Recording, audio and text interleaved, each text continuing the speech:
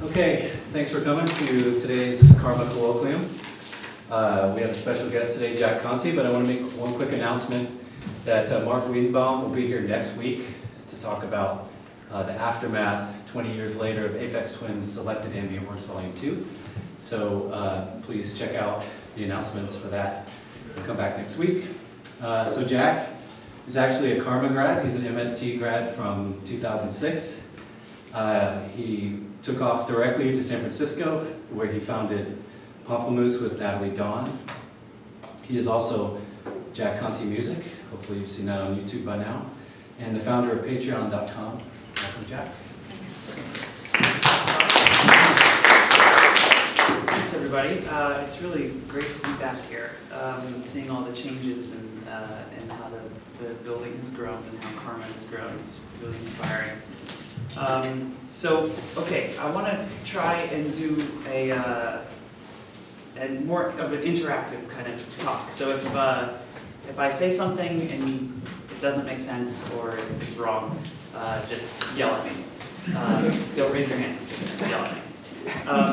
Okay, so yeah, basically, yeah. Okay, cool. Thank you. The essence of what I want to talk about is content, which I sometimes call the C word. I think of it as kind of a bad word because I like to think that we're all making art, not content. But these days we're called content creators. That is the creative class, people who are making things and putting media out onto the web. And I want to talk about art and creation and why it's free, even though it's not free to make. It's free to watch and listen. How that happened and why the current method of making money from making content sucks, because it does suck. There's pretty much one way that we make money from content now, and it's awful. So I'm going to get into that. To sort of illustrate how I got there, I want to tell you first a little bit about Pomplamoose. Does anybody know about Pomplamoose, this band? Okay, cool. So Pomplamoose is a band that I started with my girlfriend in 2008. This was my bedroom, looks a little bit like Karma. I bought a bunch of instruments on Craigslist and set them up. And this piano is from the 1890s. It was $50. If you look on the hammers here, you can't see it in the photo, but you can actually see an inscription from 1933 when it was tuned. One of the tuners just wrote her name on the action inside the piano. It was $50, one of those old great Chicago pianos. All this stuff is just really cheap gear that the barrier to entry now is so low. You can make great sounding stuff on a laptop. And it can become a sensation. There's no difference between what a major label has and what a kid in his bedroom has. Skrillex makes Scary Monsters and Nice Sprites on a pair of broken $150 KRK monitors on a MacBook Pro. No marketing, no advance, no $1 million record. It's about individuals making great things and putting in the hours. That's the difference between now and 15 years ago. So low barrier to entry. If you haven't heard Pomplamoose, this is what we do. This is what we do. Is this gonna play? Oh yeah, here we go. All the single ladies, all the single ladies, all the single ladies, all the single ladies, all the single ladies, all the single ladies, all the single ladies. Put your hands up, in the club. I just broke up, doing my own little thing. Sorry to dip, I know you wanna trip, 'cause I know you gotta notice me. Okay, so that's just a little sample. We go into our room and we make music and we film it happening. Actually, that's kind of how we did it in 2008. We're not doing that exact model anymore. But that's what we did, and we put that online. And does anybody remember I forgot when it was, but we uploaded this right after Kanye West got up at the VMAs. Yeah. Do you guys remember this? And he takes the mic out of Taylor Swift's hand. She just won Best Video. And he takes the mic out of a 16-year-old girl's hand, and he goes, "Taylor, whatever." Beyonce had one of the best music videos of all time, and then everybody boos him off the stage. He was clearly very drunk. It was awful. The next day, we uploaded this video, and everybody searched for Single Ladies on YouTube, and this popped up. And we got about 500,000 hits overnight, and it was that was in 2008, when 500,000 hits was a lot of hits. And it kind of started our career as independent musicians. It allowed us to, we went on tour, we played for audiences. You know, when we play now in San Francisco, we play for probably 500 people or 600 people, Great American Music Hall. We had brands that were contacting us, flew us to Austria. We made a commercial for it was like a stop motion animation. We did some Hyundai commercials as well. It became like a real thing. We opened for the Dresden Dolls at the Warfield on New Year's Eve. It was a giant bash and really fun. We had real fans, real people. They would make fan art and send us cool things in the mail and write notes, and we were bonding with people. It was a community. It really felt like we were reaching folks. It was very exciting. People would spend a lot of time on art, and some of it actually wasn't as good as other, but still they spent a lot of time on it. It was clear that they were devoted and excited. It became a business. We put songs up on iTunes and sold songs and sold hundreds of thousands of songs. I bought a house with our MP3 sales, and I built a recording studio. There's a little dog kennel on part of the property. That was disgusting. It was about 30 years old, and there were probably 10 trillion. I've never seen 10 trillion of anything before, but this was the first time I've ever seen 10 trillion of anything, and it was rat poops, and it was gross. So we gutted the entire place and took out all of the siding and everything. It was really an amazing and wonderful process, a learning process. We made it into a real space. I recorded the SF Jazz Octet in here, which was just a great pleasure. And then, so what happened? Something happened here that is embarrassing, and I hate talking about it, but I think it's important to talk about it. So we got it into our mind that we weren't a real band, that we weren't doing it the real way, and that we were internet musicians. Whenever articles came out about us, they would call us, internet band Pamplemousse or internet sensation this. And that was frustrating for us because we spent hours on our arrangements, voice leading, chords. We would hire string players, and I spent thousands of hours building what I thought were very thoughtful arrangements and making music that I cared deeply about. I didn't want to be an internet band. I wanted to be a band. And we started feeling like we need to break away from this internet thing. We met a guy in LA who said, "You want to know the secret to the music business?" And we were really dying to know the secret to the music business at this point, because he was going to help us break out of internetdom. And he said, hit songs. Hit songs is the secret to the music business. You gotta write a hit song. And that just we were like, yeah, we gotta write hit songs. So we started working on what we thought were gonna be hit songs. Instead of being in our bedroom and being creative and making things and putting them out and let's see what happens, we started hoarding our art and revising and churning and perfecting, and let's see if we can do something bigger and better and more masterful. And that turned out to be a poisonous mentality. 3 months went by, no hit songs, nothing that we felt comfortable labeling a hit. 6 months went by, you can see where this is going. Years went by, and we were unable emotionally to cope with the idea of putting this music out because we didn't feel like it was a hit song. So I'm embarrassed about that, actually. That has a little bit to do with this story, mostly because it leads us into the next part of the story, which is I finally got sick of not releasing things, and I just wanted to make stuff again. I just wanted to make art again. So I got it in my head. I heard electronic dance music in like 2010, 10 years after everybody heard it. I'm behind the curve on like everything. But I really wanted to make that kind of music. I just thought it was so exciting and fun. I spent years, 2 years, cooped up reading manuals, learning about synthesis, learning how to use software. And I decided I was going to make a massive music video project. And it was going to have, I was going to be in the middle.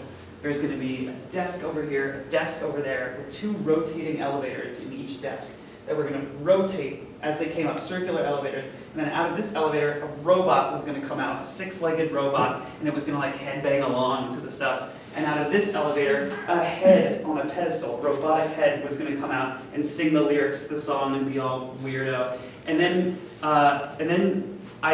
okay, so that's the music video.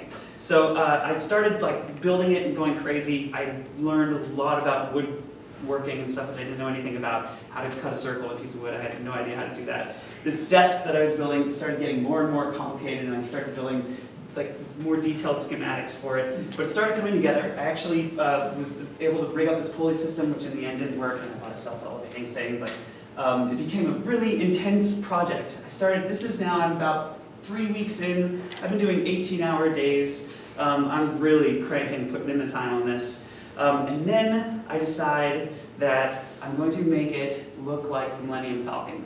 So I want to have a full thing behind me with lights, and it's going to look like a space dashboard, and I'm going to be in the middle, and it's going to be awesome and robotic and fun.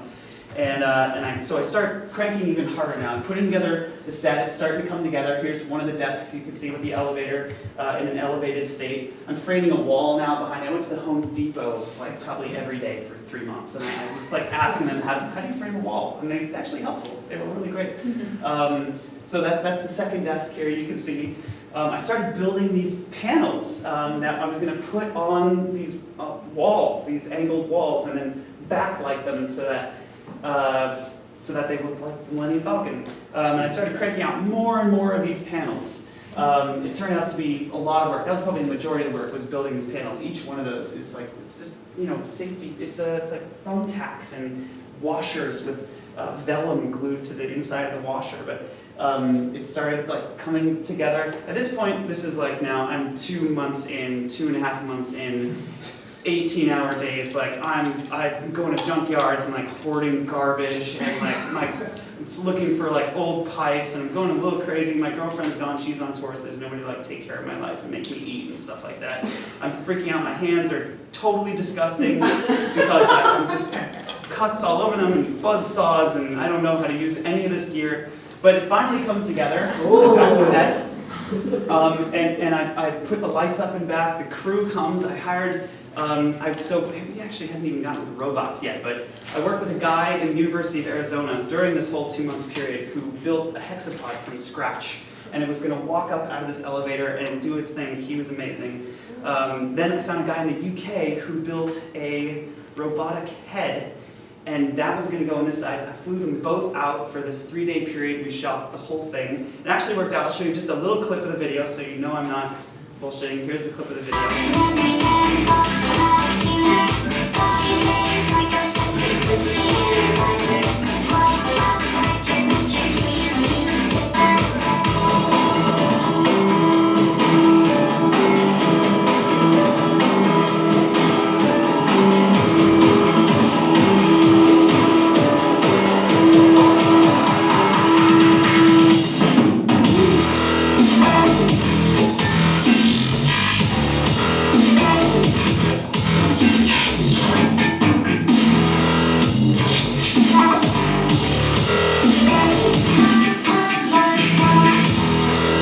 Okay, cool. So that's the video. That was the basic idea. It's very long. It's like a 3-minute video. But it finally all came together 3 months later. And at the end of it all, I realized, sort of pathetically, and by the way, this was expensive. I put my entire savings into this video. Flights, gear, Home Depot, wood, lumber, supplies. I mean, this was my entire savings. This is half of my job. As a creator, as someone who puts out digital media, making this is half. The other half is this. I have to figure out how to turn that into money. Otherwise, it's my last thing that I'm making. And if I don't figure out what the function is that takes robot music video and spits out money, then I'm effed. And I'm not making another robot music video. So in 2009, when Pomplamoose, my band, was doing all this, the function was very clear. YouTube of music equals money. Put up a song on YouTube, people buy iTunes, we get money, everybody's happy. In 2013, YouTube of music does not equal money anymore. There's a lot of reasons for this. There are a lot of reasons for it, which I'll get into later. It has to do with content.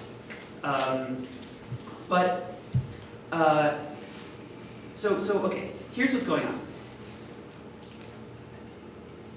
100 years ago is when we figured out we can, as humans, we can take media, we can take art, we can put it on a product, we can make a physical thing. When they invented recording of anything, film or audio, we can take art, put it on a thing, and then sell that thing.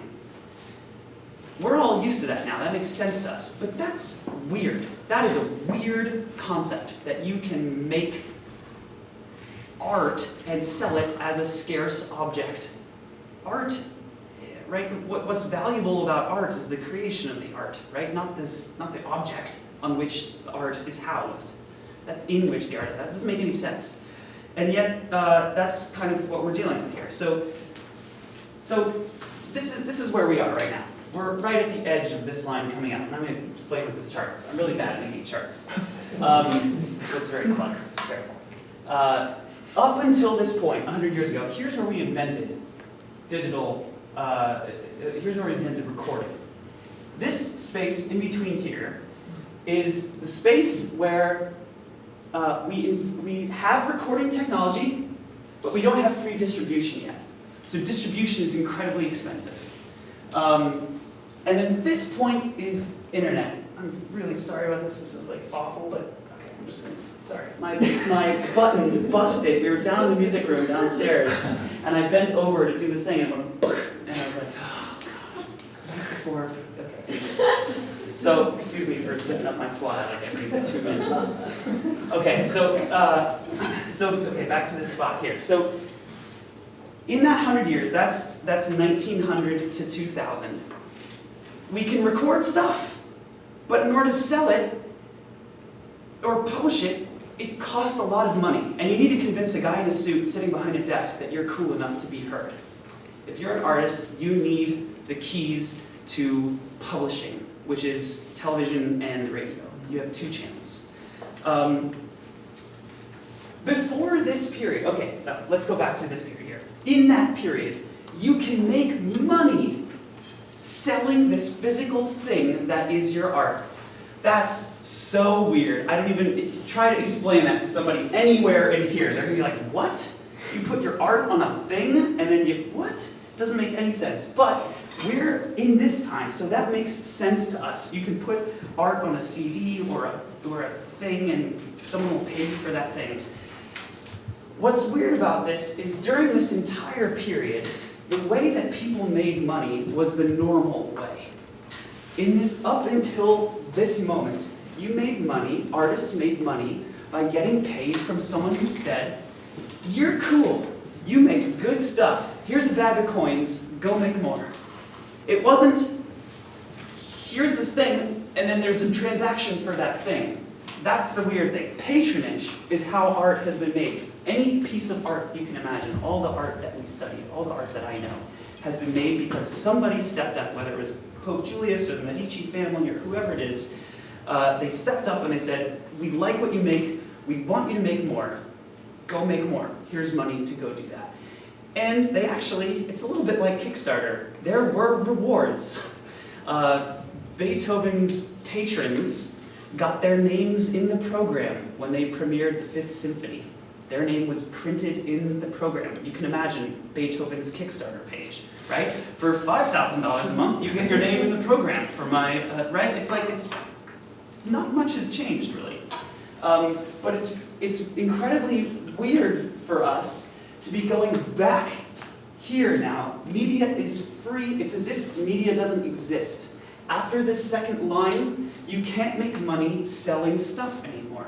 Stuff is infinitely copyable, effortlessly shareable, and available for free to the entire world. Whether it's video or music, YouTube is the largest music discovery platform on the planet. Humans watch 4 billion YouTube videos a day. A lot of that is music. A lot of it is just creating video. It's free. It's not a question of whether or not art should be free. Go home. Art is free. We're already there. Stop talking about whether it should be. It's free. We need some way to make money. And I think the way it's going to happen, I'm sure the way it's going to happen is this. This is how it's always worked. We're going back there because the time where you could actually pay for a physical product, whether it was a CD or $1 for a download, that we're just blowing through that period of human history. That's just not going to be how artists make money in the future. So, as I released this robot music video, I was thinking to myself, I'm screwed. I had read books on entrepreneurs, and stupidly, it was like, they were all these books talk about entrepreneurs often go broke doing their thing, and they spend all the money. I was like, yeah, I'm gonna do that. I'm gonna spend all my money. I'm gonna be an entrepreneur. And so I was literally out of money when this music video came out. I needed some way to make money. I thought, what if I were to just ask my fans? I've spent these years building this community of people who care about my stuff. Ads aren't properly monetizing it, which we'll get to in a second.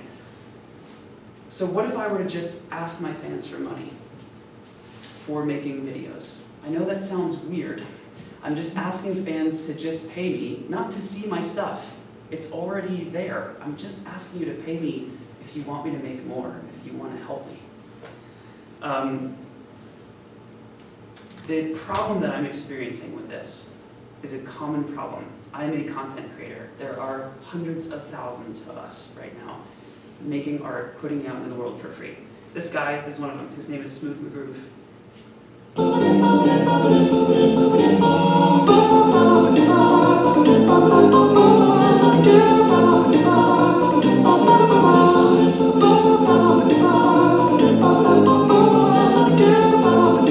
Okay. He makes a cappella covers of video game music. A cappella covers of video game music. That's niche. That's like the definition of like niche market. And he had 1 million views on that video. He now has 700,000 subscribers. When I last gave this talk, he had 400,000 subscribers. He's exploding. Even though, has anybody heard of him? Yeah. That's the way it is now. We have this new class of people emerging with hundreds of thousands of fans, and most people haven't heard of them. Instead of all of the power being in Bono and Lady Gaga and Coldplay, it's in this middle class that's beginning to emerge because of low barriers to entry, because of $50 pianos on Craigslist, because of a $200 box that you can buy from Guitar Center that helps you record studio quality music. This guy now can put out a cappella covers of video game music and reach 500,000 people on average. He doesn't make anything from, well, I don't want to say that. He makes very little from ads. People often think YouTubers are getting rich from ads. That couldn't be more true. Ads,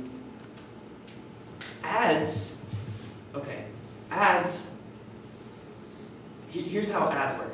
Advertisers say, okay, I want focus. I'm going to buy focus from people. I'm going to buy a person's attention for 15 seconds.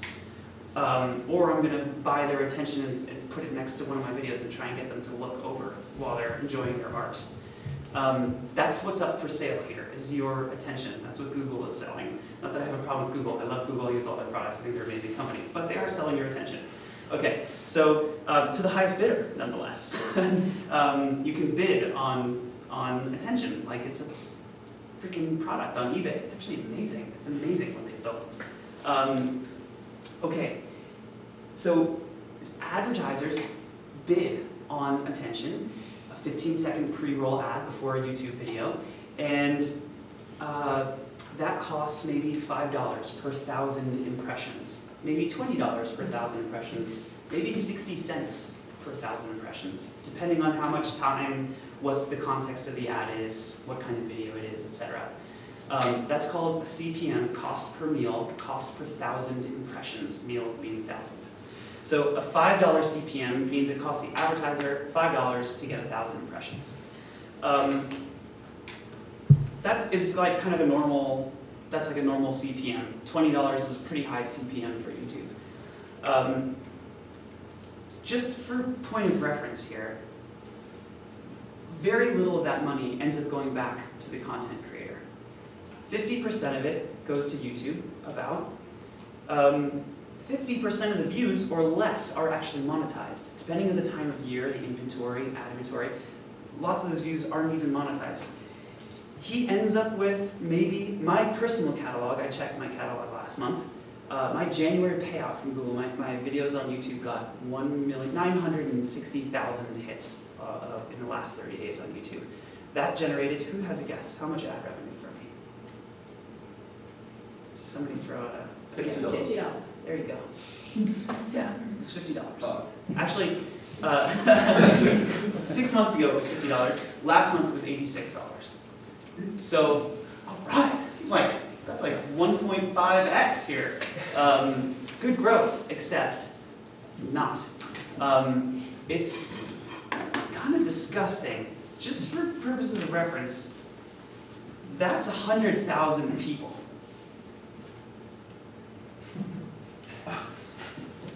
This is 100,000 people. Smooth McGroove, the guy who does a cappella covers of video game music, has 7 of these.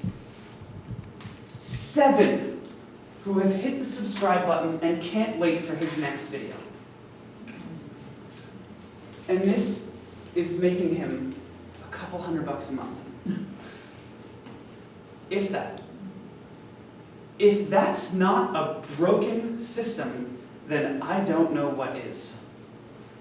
I actually don't understand how it's gotten to this. It kind of makes me a little bit emotional when I think of it. It makes me a little sick that there are people with this much value who are bringing so much to the world and have so many people who enjoy what they make, and they're getting paid a couple $100 per month to make it. That's so broken. And it's not just Smooth McGroove. This is a guy named Lazy Pillow. I'm sure none of you have heard of him. I hadn't heard of him until a couple months ago. He's an animator from Israel. He has 100,000 subscribers. That's one of those football stadiums. He makes really funny, awesome, rich, beautiful animations that make me laugh every time I watch one. He adds so much joy to my life. This is the Wong Fu brothers. They make incredible films about growing up as Asian Americans in America and how it affects them and what it means. It's incredible. This is Wheezy Waiter. He has 500,000 subscribers. He just talks. He sets up a camera and talks, and you wouldn't believe that it's entertaining until you watch one, and then you just can't stop watching them. Corridor Digital makes Hollywood-style effects in their backyard. Hollywood, explosions, monsters. I've never seen anything like this, all with laptops. This is a rapper who's like 24 and killing it, selling millions of songs. This is Jacob Collier, a kid from the UK who just is the most talented singer. I can't believe what he can arrange. The list goes on and on. I'm subscribed to over 125 channels on YouTube. It's sort of weird. It's just, there's so many people making such great stuff, and they're all trying to figure out how to pay their PG&E bills. Not okay. Why doesn't it work? Why doesn't ad revenue of videos make money? Actually, I'm going to skip this next point because we already talked about it a little bit. Actually, let's go here. Okay. Here's why it doesn't work on a philosophical level. Let's say you really like one of my videos. I'm so thankful that you exist, right? As a content creator, I've spent my life like trying to make things, and if someone likes what I make, that just makes me feel so good. I'm so excited. I value you so much. If you've bought my album and you've bought my singles, my MP3s, you've gone to iTunes, you bought the t-shirt, you're worth everything to me. I love you. I just can't express my undying, infinite, welling gratitude for your existence, for appreciating what I'm making. It's so wonderful. To an advertiser, that person is worth 1/1000th of a CPM. Their attention costs less than half of a penny, and YouTube splits that half of a penny with me, and I get $0.002 for you watching my work. Even if you're that fan who's bought the album and the t-shirt and loves the songs, loves the music, and checks in every week, the monetary transaction to me, what I get as a creator out of that fan is $0.002. That's why ad revenue sucks at monetizing content. It doesn't ascribe proper value to the content itself. It also doesn't take into account how much a person likes the art or the content. So what if we do take that into account? What if I just ask my fans, and as I'm releasing this robot video, I'm trying to figure out what I'm going to do to get out of the hole. What if I say, guys, will you give me $3, $1, every time I come out with a video? I wonder what percent of my fans, what percent of my couple 100,000 subscribers would say, yeah, I like your stuff enough. I'm going to give you $1 every time you come out with a new video. So I wrote out this webpage on it was actually 14 pages of printer paper. I called up my freshman year roommate at Stanford. His name is Sam Yam. That's his real name, Sam Yam.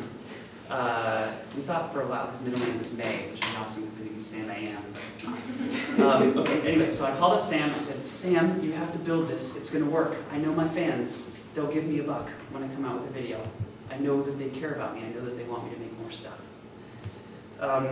He got it, and he coded the website in about 2 months. And in May of this past year, we launched Patreon, and I was one of the first artists on Patreon. There were 3 of us that launched: Lauren O'Connell, who's my roommate, Natalie Dawn, my girlfriend, and the other half of Pomplamoose, and me. And I asked my fans on my YouTube channel, released the robot video, and I said, guys, can you help me? Can you pay me $1 per video that I make? It's like a Kickstarter, but it's like a subscription Kickstarter. And I don't need a kickstart, I just need a salary. Can you help me make a salary? That's basically what it is. That's how I kind of describe it to people. Because we're used to Kickstarter pages, this next page isn't going to look very impressive. We're used to seeing $150,000 or $1 million, under a Kickstarter page here. Keep in mind, this is a subscription site, so this is the amount that I get per video now from my fans. May 7th, we launched Patreon. Within a few weeks, I had broken $6,000 pledged by my fans per video that I made. So I was looking at, for the first time, a reasonable salary for being a content creator. Smooth McGroove launched as well. He releases 4 videos per month on Patreon. This guy named Epidaya, he creates an e-zine, a magazine. Lauren O'Connell, my roommate, also started doing really well. It started actually gaining some momentum. This guy, Peter Hollins, also does a cappella videos. I'm going to show you the site. Now, let me kind of get out of this mode here and get into,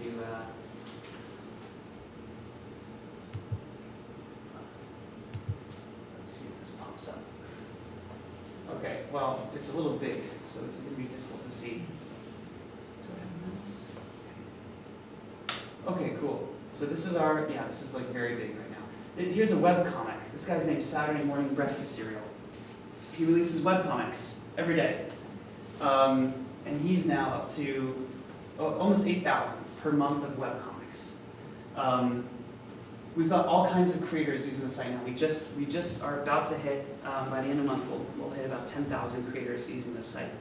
With a little over 30,000 patrons, people who just want to support. It's not a paywall, it's people who want to pay to support creators. They're not saying you can't see the content unless you pay. They're saying, I want to see more of that and I want to support you, so go make more. It's just like Beethoven. Here's a bag of coins, go make cool stuff.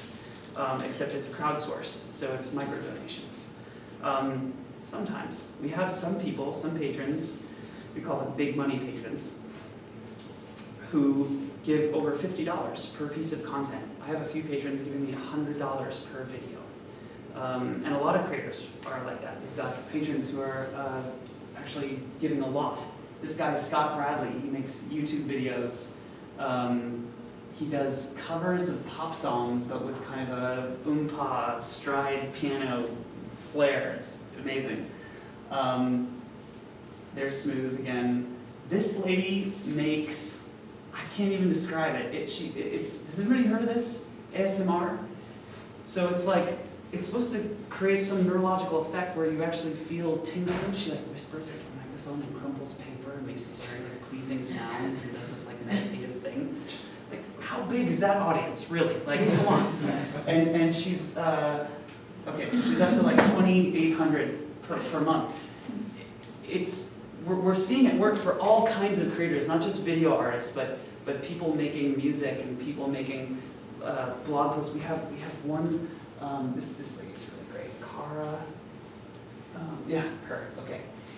She does, it's just, there's things I didn't even know existed, types of art. She does writing about video games, critical writing about video games. It's game criticism, but like intellectual game criticism, not like, you should go get this game, it's fun. It's not like a review of the game, it's game criticism.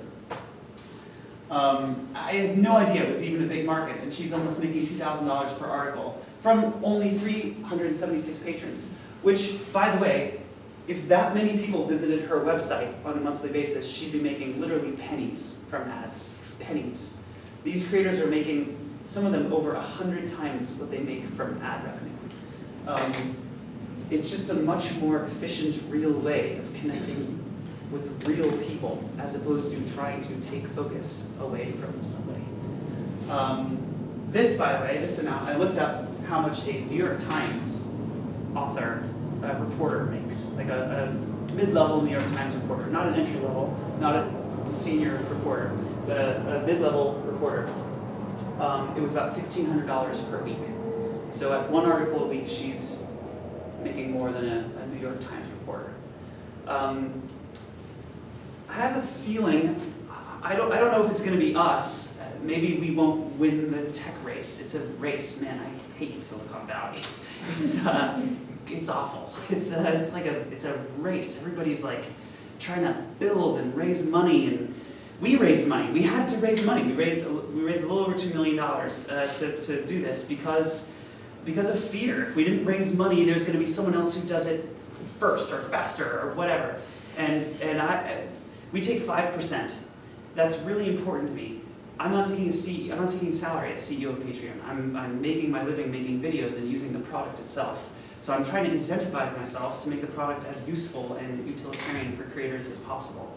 That 5% is so important to keep that low. What we don't want to happen is somebody to come in here and take 40% or half. YouTube's taking half of ad revenue. So I just feel like it's important that we keep pushing. And now I'm realizing, I said I wanted this to be an interactive presentation. I've talked for an hour and there have been no questions. So does anybody have any questions? Yeah, let's. Yeah, like Patreon, how does it work? I click and then you get a month from my credit card. Yeah, so you become a patron of somebody by clicking here.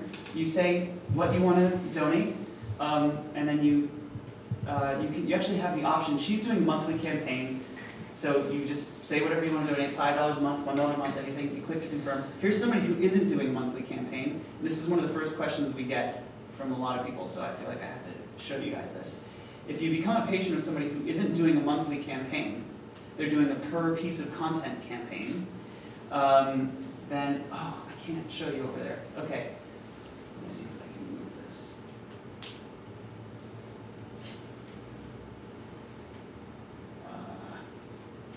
Okay, so you select a reward here. So I'm going to say no reward. Continue confirmation.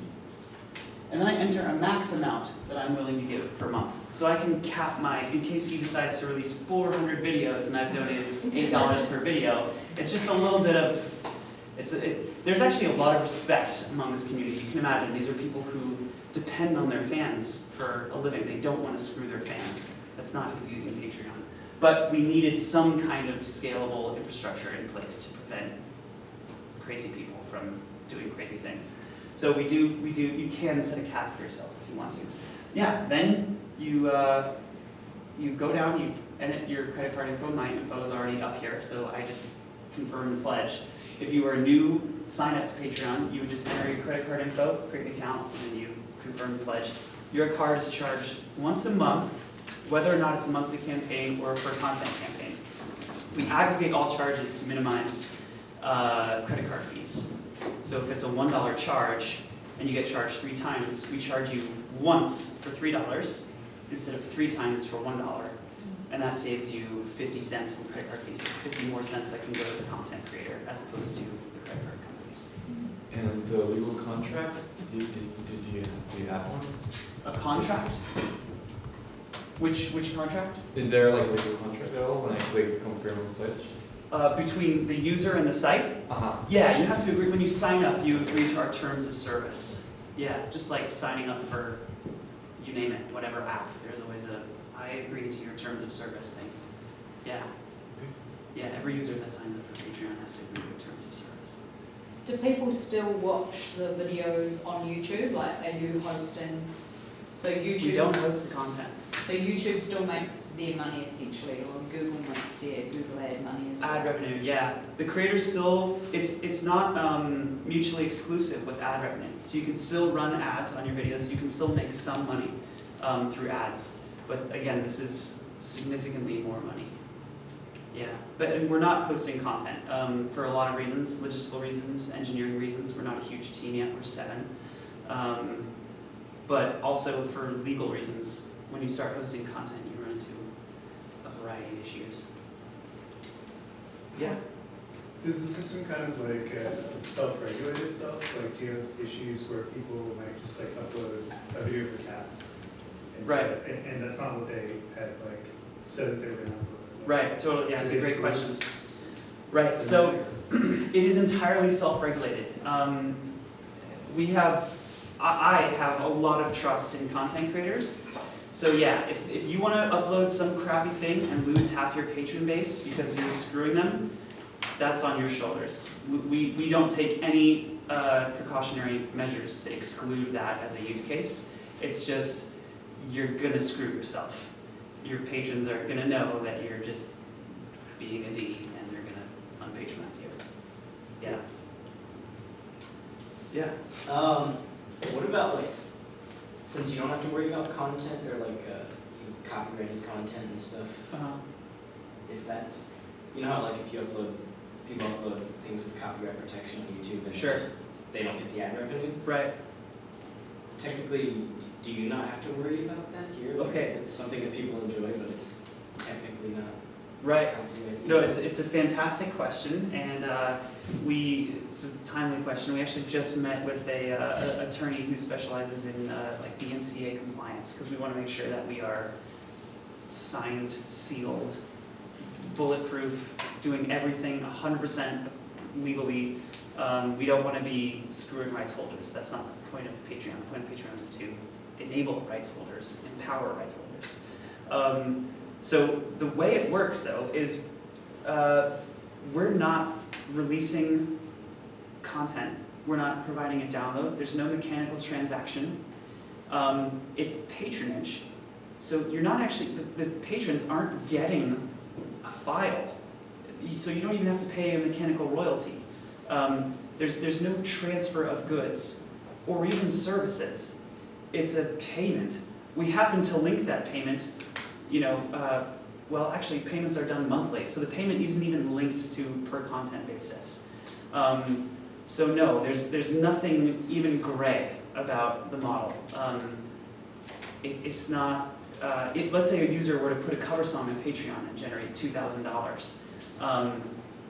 That cover song is, again, the patrons aren't getting a cover song. They just saw the cover song, the same one, on YouTube for free. They're not getting anything new by giving the person $1. So no, there's no rights issues. That doesn't mean that we're not going to be sued. I think someone is going to get angry, especially if we raise more money, somebody's going to sue us, and we're going to have to deal with it. I think that probably will happen, actually, but I don't think we have anything to worry about. Yeah? Do creators have an option to, maybe they know that they're going to release something or like a series of videos that they don't necessarily see as their main product? Do they have an option to say like, okay, I don't want these to be supported by my patrons? Yeah, totally. So let me show you we're actually redesigning this flow right now. But so when I create a new post, there it is right there. This is our new post flow. I can say whether or not I want to charge my patrons for this post, and this is entirely up to me. This is faith in the content creator and a self-regulating system. Again, this is right. I could right now, I could write something right now. You stupids. Ha ha. And then if I post this as a paid piece of content, I'm screwing all of my fans. I would never do that. And none of the creators using the site who are generating lots of revenue would ever do that either. This is now, we're sending checks to people for $6,000, $7,000. This is not only their rent payment, it's their rent and their utilities and their salary and groceries. And they don't want to ruin that relationship with their patrons. Yeah, but that's how it works. Okay, let's not accidentally hit enter, and let's close this. Okay. Any other questions or ideas? Yeah. Yeah, so you mentioned that you hate Silicon Valley, which sentiment that I can definitely understand entirely. And also that you have funding and you're interested in more funding. Yeah. How do your funders, how do the money people, if you know, call them, Feel about that? Yeah. how do they feel about, charging 5%? Do they want, Not maybe do a little higher? Yeah. Like, Everybody said you should do a little higher. Every one of them. Every one of the investors that we have. By the way, I love our investors. We have 7 investors. 3 of them are venture capital firms, Charles Rivers Ventures, and Freestyle was our lead, Freestyle Capital, and then Atlas on the East Coast. We also have some angels. Alexis Ohanian, who's the co-founder of Reddit, invested in us, and several other angels, Chris Pake and folks. We chose our investors very carefully. Yeah, I guess I shouldn't have said I hate Silicon Valley. That's not true. There are really good people in Silicon Valley who care about impact over money. Actually, a lot of them care about impact over money. And those are the people who we raise money from. We didn't dilute the vision, or when we went to raise money, we didn't paint a false picture of our intentions or what this company is. We said, this is staying at 5%. If you're going to invest in us, you need to have faith that this is going to scale and that 5% is going to be enough. And the people that we now have on our team are self-selected. They're the people who believe that. They're the people who know that and are on our side and who think that the 5% is indeed enough. Yeah, I guess it's really important when we were having meetings with investors. we tried to be extremely open and transparent about what the vision is. And I say all the time, like being a member of the music industry, I hate the fact that there are these companies that just wedge themselves between me and my fans. And now I find myself running a company that's wedging themselves between fans and artists. And so 5% is like, so important to me. I don't want to be another one of those companies. I don't want to be taking more money from more artists or charging artists for a service, right? We're trying to make very fundamentally important decisions, and we're trying to set precedents for how artists should be treated. YouTube just launched a music subscription service, and I had a disappointing conversation with them. I said, so what are the artists going to be paid? So a user, somebody who watches YouTube is going to pay $10 a month, and then how do you distribute that to artists? And they said, oh, it's the industry standard. It's what Spotify does. It's the same algorithm. It's like, oh, that's the industry standard, I suppose. So in Silicon Valley, setting a precedent is so important. And if someone can do that, if someone with a good vision who cares about impact over revenue does that, then that actually can make a really big change. It's kind of a long answer, but yeah. And did that kind of answer? Yeah, for sure. Yeah. Cool. I don't like investors. What's that? I've had bad experiences with investors. Really? So, What were your experiences? Or you have to share them if you're on. I don't know, they just, they have lots of opinions. Yeah, they They do. control the products. They do. That's the other important thing. Yeah. Maintaining control of your product. We don't have a board.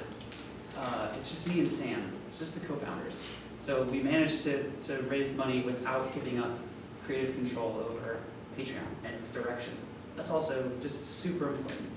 If we do raise more money, it's really tough to raise a round A and to not have a board.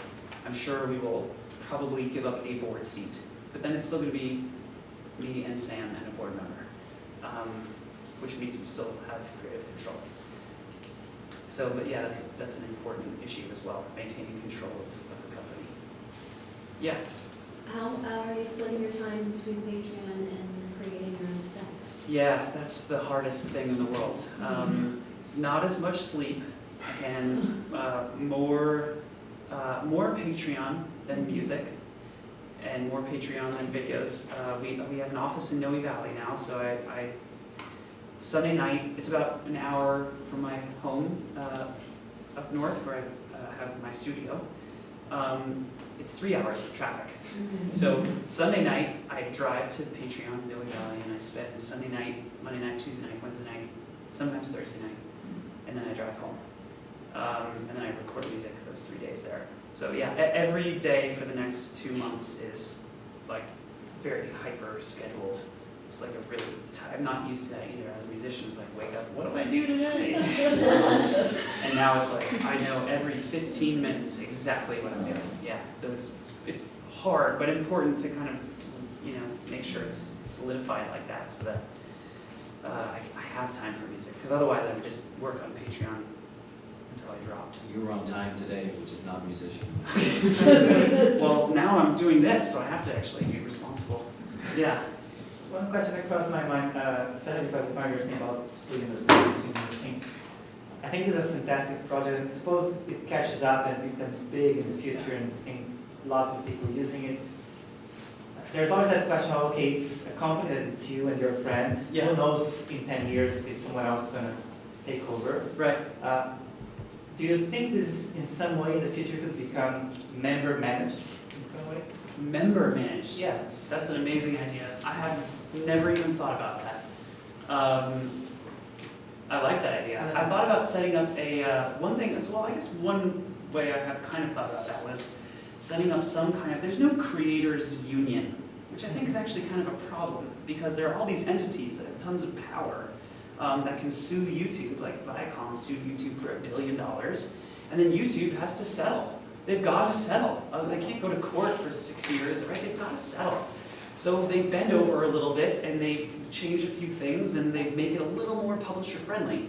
And then another publishing company sues. And then they keep making changes and now the site is extremely publisher friendly as opposed to creator friendly.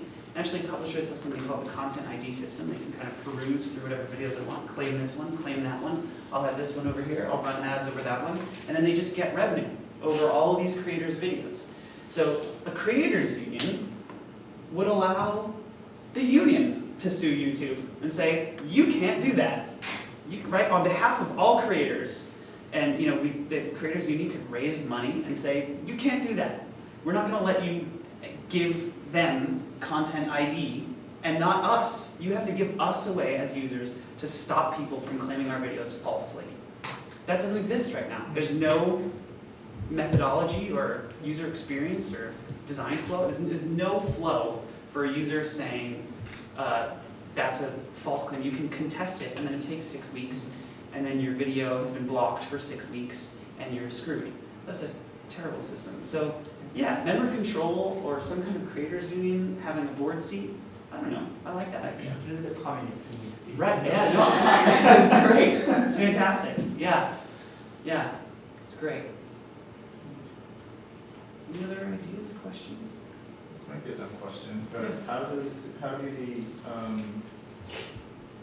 artists on the site channel their fans into Patreon? Yeah, okay, that's a great question. Within the content itself, so wherever they release their content, if it's a blog or a YouTube video, they make an announcement. They put a vlog at the end of their video, their acapella video, or whatever it is, and they say, hey guys, I'm doing a Patreon campaign. Go over here. YouTube has whitelisted us, so we can have in-video links that link out to Patreon, which is very nice of YouTube. I talk a lot of crap about YouTube. In the end, they're the only reason I was able to be heard or have a fan base or sell songs on iTunes. It's all because of YouTube. I think they're the best self-publishing audience development platform on the planet. And actually in the history of humans, they're the best ever. I have so much love for YouTube.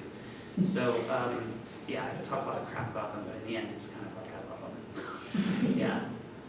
So yeah, just if you're a webcomic, you release a webcomic. Zach Wienersmith released he does Saturday Morning Breakfast Era. He released a webcomic with a character who's saying, hey guys, here's my Patreon page. Please go support me so that I can disable ads on my site. Yeah, just launching within the content itself is a great way to reach the audience. Jeff? Yeah. Go ahead. Oh, well, I was just wondering, is there, have you got a sense of ratios, like how many people, because I remember you talking about the whole formula of views translating to people going to buying an MP3. Is there a certain type of metrics developing around? Right, yeah, there are. So the average donation per, or the average pledge per patron is about $7 per piece of content across the site, which we thought was rather high, actually. I would have thought, and I think we're trained to kind of think, fuck a download, it's going to be more like $1 for a video view or $1 for a song. It's actually $7. So yeah, that's kind of an interesting stat. In terms of how many of your fans come, that's entirely up to you. We've seen creators who don't drive a lot of traffic to the site because they do a soft launch where they just kind of link to it once surreptitiously because they don't want to, whatever. So a lot of creators actually feel really bad asking their fans for money for support, so they don't want to do that. Some creators get right there in front of their crowd and say, guys, I need this, come help me, and then they send their whole audience over to their Patreon page, and they convert a ton of people, and they do really well. So it really just depends on the creator and how willing and open they are to actually make the push. Yeah. Another hypothesis came to my mind. What if, since you seem to be, creators do whatever system they want to share their art stuff, and like most of it, if it's on YouTube, it's free for everyone to see already. Yeah. What if the creators start to say, okay, I'm gonna release this MP3 and I'm gonna just send a link to my patrons. It's actually not free for everyone somewhere online. Yeah. Is that something that would be, is that totally fine, or is that something breaking some kind of your? Yeah. So you're talking about that's like a legitimate paywall. Like a paywall. That's a paywall. Yeah. We did not intend the site to be used as a paywall. Some users are using it as a paywall. Oh, yeah. As long as they're not giving away copyrighted content, I'm okay with that. I want the site to be flexible. I want people to be able to use it however they will. If you give away a cover song to only your patrons, actually, if you give away a cover song to anybody, you gotta pay mechanical royalties for that. Actually, even if you upload a cover song to iTunes, you have to pay mechanical royalties on that. And that's not up to iTunes, that's up to the user. If I upload a song to iTunes and it's a cover, I have to go to Harry Fox and buy 1,000 downloads, use their song file protocol to do that. So if it's copyrighted content for patrons, if it's a video, whew, that's some sticky legal, bleh. Yeah, that's really not good. So we would. Because would the content creator be sending the link via your website or by, I suppose you're implicated. Either way, yeah. If copyrighted content is behind a paywall that's generated by Patreon, then you're in trouble. then we're out of DMCA compliance. Right now, that's not happening. Uh-huh. But if people were to do that, then we'd have to approach the artist and say, hey, you can't use the site for that. Yeah. Yeah. A lot of people are doing like the like for download stuff on Facebook and Twitter, like tweet for download. Right. Don't you think that that'll eventually come over to Patreon and then you'll have that issue? Yeah, I think, I'm so sick of false metrics and a page with 1,000 likes or views or, those metrics are cheap. They're easy to come by. They're non-representative of a critical, actual fan base. I see people on YouTube with 500,000 subscribers who get less than 5,000 views per video. That's not a person who actually has 500,000 subscribers. That's not someone who's has an actual engagement. I don't know if they paid for the likes or if they had one viral video 5 years ago. I don't know, but it's not a measure of their actual base. So the idea of liking, I think that's a currency that will eventually be debunked. Yeah, I just mean like if this, it's like, oh, donate to my Patreon page and then you'll get this song. Like it's really, isn't it hard to regulate that? Oh, yeah, I mean, I suppose if a user were to do it off-site, that would be difficult. But it wouldn't actually be our fault then. What would be our fault is if, I think, I'm not a lawyer, so I don't know, but if a user is doing something on their own website or sending a link via email, we can't possibly be implicated in that. Yeah, there's nothing we can do to stop that as a company. But if they're doing anything on patreon.com, sending messages or emailing people through the site, then yeah, obviously that would be a no-no. And then can people like sell merchandise and things like that? No, there's no merch program on Patreon. Mostly because fulfillment is such a nightmare. Has anybody ever done a Kickstarter campaign? Yeah? How is fulfillment? Yeah. How many things did you fulfill? In terms of scales? How many items did you have to ship? How many things did you have to ship out? Oh, fulfill? it was not that many, it was a couple hundred. Okay. And it still was an It's still a lot of stuff. Yeah. If you've ever done fulfillment, I've done fulfillment. It's days, it's weeks of time devoted to address labels and stickers and then customer service emails. I didn't get my thing, is it shipped yet? And oh God, it must have gotten lost in Germany and let's track it. And that's one person. And there's 800 of them. It's a nightmare. So no, we don't do merch. Anything with physical fulfillment. It's too, I also don't like the idea of merch. I think as a creator, as an artist, as someone who's making things for the world, I don't like that I have to take my logo and put it on a thing and then ship it to you to be valuable. I don't like that idea. I think people should like me for my art, whatever. I know merch is important. I sell merch. It makes me a little bit of money, and it makes people happy. So kind of important. But no, we're not doing that yet. Maybe we'll do it in the future. Yeah. How does one with record labels, A&R, or all of the, what you said, the middlemen who get wedged in. Right. How would they take this, or have you already seen some Yeah. movement from them? Or reflection on it? Right, so have you guys heard of a thing called a 360 deal? 360 deal? So a 360 deal is when the record company says, okay, we're not going to take a piece of your record sales anymore. That's not how it works. We know that people don't buy records anymore. The record companies are hip to this. Actually, record companies are incredible businesses. I am amazed by how efficient and good they are at their jobs. This is a new understanding that I've kind of come into recently. I used to be like really mad and angry at record labels. Now I just have incredible respect for them. But they do a 360 deal now because they're aware that people aren't buying records anymore. You know, if you can sell 500,000 records, that's awesome. When John Mayer came out with his last album, he sold 500,000 records. John Mayer. It's like, how's anybody going to do better than that?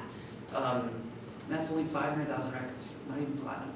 So they do a 360 deal. They say, we're going to take some of your records, we're going to take some of your touring, and we're going to take some of your publishing, and we're going to take 50% of your merchandise. And they take 360. They take a piece of the entire pie. And I think they will take a piece of patronage and Kickstarter and crowdfunding. I am certain that crowdfunding will be in record label contracts moving forward as a piece of that 360 deal. I'm sure it will be mentioned because it's significant income now. Amanda Palmer made $1.2 million from her Kickstarter, selling 24,000 records. That's not super significant income to a record label, but it's a little bit, and every little bit helps. And if they have 1,000 artists doing that, they may as well take a percentage of it. So I think in the coming years, we should expect crowdfunding to be another notch in the line of 360 deals. Yeah. It seems like a pretty self-sufficient website. Yeah. So this isn't. I was trying to think of a nice. I mean. Great. Yeah. No, just say it. You don't have to be nice. What are you spending those five? I mean, because I think million. about starting things and I know. wanting them to be as self-sufficient as possible. Right. Totally. So what are you spending those 3 to 4 days getting? Working so hard at? Yeah. I know it's probably ridiculous. No. I ask myself that question all the time, Yeah. and I'm constantly refining where my time goes. So I can tell you, the engineers are staying up all night, cranking out new product. We're releasing a new product tomorrow. It's a watch page. It's like a YouTube page, except it has a become a patron button. And instead of showing the number of views, we show the dollars pledged to the creator in that lower right-hand corner there. So imagine like Kickstarter meets YouTube. It's kind of a crowdfunding watch page, a place to watch new things or read webcomics or read blog posts. So they're building those products. That's incredibly complex. Engineering, web programming is I've never seen something like that. It's just so hard. So I'm building the team and managing people and looking for really smart Stanford students to be our programmers, and trying to talk to press. This last few days has been mostly talking to press about this new product that's being launched. We're trying to get a little bit of a press flash. I also talk to super high profile creators. They're YouTubers who have 1 million+ subscribers. I fly to LA, I talk to them about joining Patreon, I talk to them about not joining Patreon, I just have lunch with them and trying to get to be friends. I also spend quite a bit of time writing. I'll write a blog post about our essay, about our watch page going up, what that means, or what it means for the company, for people. A lot of it is talking to investors, keeping those relationships going. Most of it is email. I have 5 hours of email blocked out on my calendar a day. 5 hours of email, and I get several hundred emails a day, and I have to maintain these relationships with all these people who've given us money, and creators who want to use the platform, and a lot of it is just communication with those people. Yeah. So, yeah, but in the end, that's a very important question, and I'm constantly trying to say, what the heck am I doing? How can I weasel this down and just weasel it down? That's the wrong word. How can I chisel it down and figure out what I need to spend my time on? So I'm constantly re-examining that. Yeah. As an entrepreneur, I'm sure you have a million things going on and way too many features on your website already, but have you thought of the option, like for example, I'm a student, I don't have that much money to spend on the artists I look up on YouTube. Yeah. But something artists also like, in addition to money, is more outreach. Yeah, It's more people to learn about them. So Sure. another metric you may consider, in addition to your money, how much money pledged per artist could be, I pledge with a share. So Yeah. every time this artist is gonna make something, I pledge to share a tweet. Yeah, wonderful. It's a fantastic idea, and that was an idea that my co-founder came to me with as well, which was let's allow people to pledge with a share, and then tweet about it and Facebook it, and then the value of that pledge can be measured by their reach, right, and their influence across social media using their cloud score or whatever, or just by analytics, right? You could send out a link that then gets tracked, so we know how many people clicked on the link that person sent out, and then we can measure their pledge. So yeah, that's a fantastic idea, and we would love to implement something like that. It's just a matter of exactly how. Our roadmap now is we always have items 1 through 6, those are the things we're working on. We have 7 through 12, those are the things that are going to happen in the next 6 months, and then we have a Google Doc of pages 1 through 85, which is everything else that we need to have and should have had yesterday that we need to work on and start building. So that's on that Google Doc, and I think it's gonna come out eventually. It's just a matter of where it lies in the priority list. Yeah, but it's a great idea. I love that idea. Cool. Anything else? I was wondering if you could talk a little bit more about the process of getting funding. Like how we were like pitching to venture capitalists. Right. That was such a crazy process. I'm really lucky in that I get to be Mr. Theoretical and hopeful, and I hate Silicon Valley and blah blah blah. I get to stand up here and my co-founder started. My co-founder started an ad company in 2009 and sold it to a company that was then acquired by Google a month later. He's already had an exit. He's been through the whole scene. He keeps me grounded and keeps this thing realistic and running. And at the same time, he also totally shares the vision of being a good, focused company here. So he had several connections at first, and when we launched the site, we got pretty great traction. A lot of wonderful press, Forbes and TechCrunch, and that kind of happened for us. And that allowed us to kind of go to investors, not the press, but his connections really, in previous relationships from his exit and deals that he had made. And he knew a lot of people who knew investors. We got a lot of introductions. When we went into the room, he kind of, what he wanted. Investors love people who, I think investors love people who don't really know what's going on. They get a lot of people who want to be founders. I kind of hate saying that. They get a lot of people who want to have a business. They're not necessarily trying to solve a problem. Do you know what I mean? So they get a lot of pitches where it's clear that this person wants to have a business. They're really motivated. They're really smart, but there's not a real problem that they're trying to solve. And so when someone walks into an investment pitch meeting with a real problem, and they have a real solution, it's very attractive to investors. So Sam, when I went into these meetings, I was like, Sam, what do I say? He was like, Jack, just go, just talk and answer all their questions. And he wouldn't even prep me. I was begging him for prep on these meetings. He was like, no. He was like, just talk.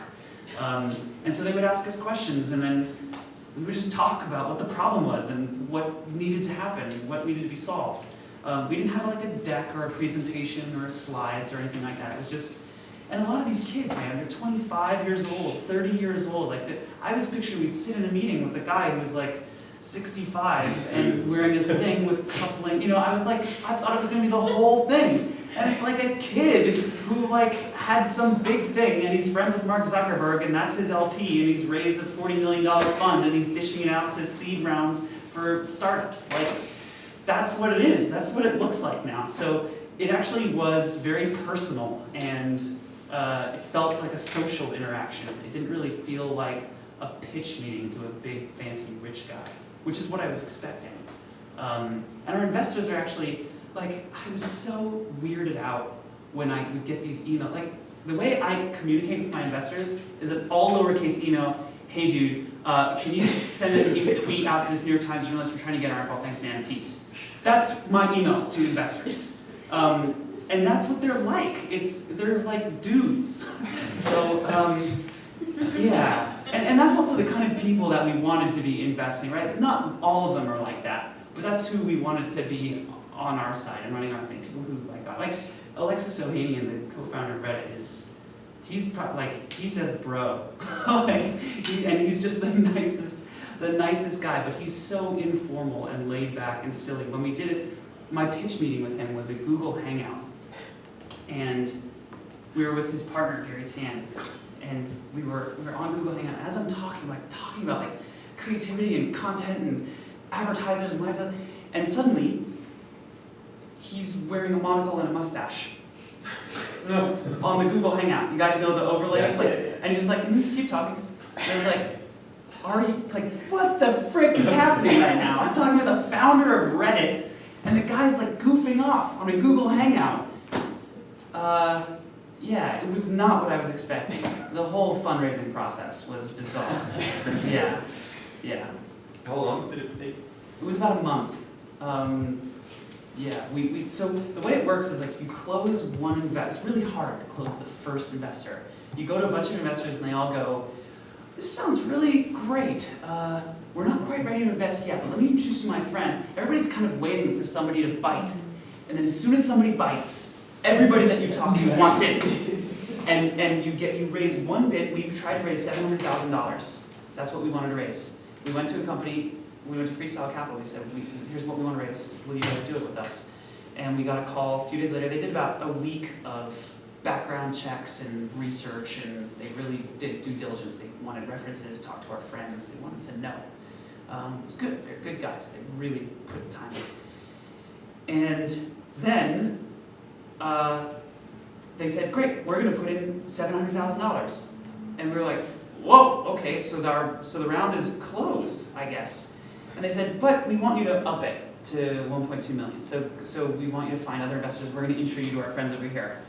Friends over there, boom, they invested the rest. Okay, now we're closed again, we're filled. No, let's raise more now. Okay, so boom. And then just, then it was angels and investors, and then finally we thought we just had to we didn't know how we were going to allocate the rest of the round. We would have had to redo all of our incorporation documents because you have a certain cap what you can raise based on those documents. I actually don't understand any of the technical stuff. Thank God for Sam. I have no idea what's going on.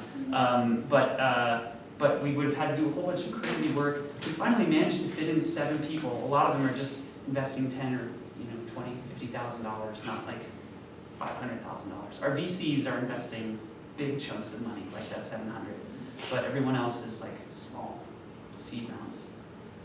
Yeah. So as you said, it's kind of like a pool party. You get the first investor and everyone wants in. Yeah. After you close that first term sheet, did you up your valuation for the next one, or did you keep it flat? Okay, we're not going to say what our valuation is until, no, I'll tell you what our valuation was, we raised on a $6 million valuation for that round. That's not what I meant. I'm fine with sharing our valuation. We don't, once we raise, we don't create a new valuation there. We only create a new valuation when we go to raise more money. So when we want to raise more, we have to create a valuation because the investors have to know what percentage of the company they're going to get for their money, right? They want to know, if I give you this money, how much of the company is that money worth? So we need to set a worth of the company for them to know what percentage they're getting. So yeah. You didn't close your seat until you had everyone in? Yes, I see what you're saying. We originally had a term sheet with a $700,000 cap. That we abandoned that term sheet for a new one that was 1.2, and then we abandoned that one for a new one that was 2.1. Yeah. Yep. Cool. Any other questions, or can we go have dinner? No, go for it. Oh, okay. And then let's have dinner. Yeah. From what I've heard, or what it seems like is the case, is that you find ways to throw yourself into a project before you really know what's going on. Like Yeah. especially in the robot video. Oh god. And just it seems like to me it seems like that's a common thread. Would you say that's true? And do you think there's any virtue in that in the creative process? That's the only way I can work. Yeah. Is I'm not ready, okay, I'm doing it. I'm not ready, I'm doing it right now. I'm not ready to do it. Yeah, that's how I don't know how else to do it because, and maybe it's just something about my personality. I've released over 160 songs now. Never once, not one time, when I'm bouncing the file from Pro Tools have I said, song name, final mix. It's always song name, rough mix. Oh shit, we're uploading to YouTube tomorrow, let's get it on iTunes. Upload the rough mix, boom, I guess that's our final mix. I never am able to finish something. It's always rough and in the process. And it always happens before I'm ready. Natalie raised $100,000 on Kickstarter before she knew what the hell she was doing. I remember she set up a video camera one night and sat on her couch and said, hey guys, I want to record my album, and blah, blah, and she edited it together and she put it on Kickstarter. And 3 weeks later, she had $100,000 in her bank account. And that was a lesson for me. It was, screw this perfection thing, screw this fear of failure thing. The only way I started Patreon was knowing that it was probably going to fail. It's just, I literally said it out loud as I was drawing this, like, this isn't going to work. It's probably not going to work. Oh well, not going to work, no big deal. And then I did it. So yeah, I think for me at least, and everybody's different, but for me, I have to know that it's going to fail if I'm going to do it. Otherwise, I'm too afraid to do it. Yeah, I think so. Yeah. All right, if you want to spend more time with Jack, stick around. We're going to go down the hill. Thank you. Cool.